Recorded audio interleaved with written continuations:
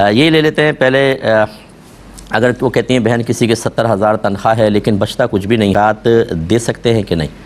دیکھیں اگر واقعی وہ بیچارہ اتنا ہے کہ اس کے اخراجات ہیں، گھر کی فیملی بعض اوقات بڑی ہوتی ہے، سیونگ نہیں ہے بالکل بھی، بینک بیلنس نہیں ہے، سونا، اور اس کو پھر آپ زکوٰۃ بالکل دے سکتے ہیں۔ بسم اللہ الرحمن الرحیم، السلام علیکم ورحمۃ اللہ وبرکاتہ۔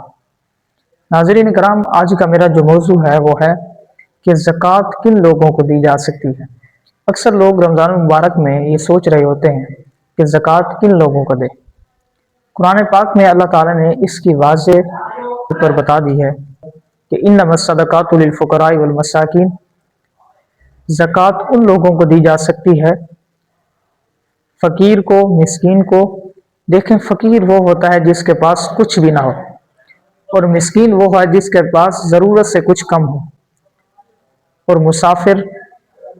مسافر کو زکوٰۃ دی جا سکتی ہے، اور مقروض کو جو قرض سے ڈوبا ہوا ہو اس کو بھی آپ زکوٰۃ دے سکتے ہیں۔ ان تمام مستحقین کا اللہ تعالیٰ نے ذکر فرما دیا ہے کہ جن کا ذکر جو ہے وہ قرآن مجید میں موجود ہے۔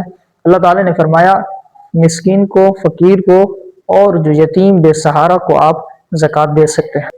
اور رمضان المبارک میں اکثر لوگ یہ بھی سوچ رہے ہوتے ہیں کہ روزے میں کن کن کاموں سے ہمیں اجازت ہے، شریعت نے ہمیں کون کون سے کاموں سے اجازت دی ہے۔ دیکھیں پہلی بات یہ ہے، روزے میں آپ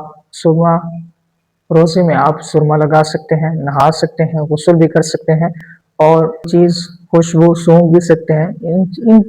ان تمام چیزوں سے روزہ نہیں ٹوٹتا۔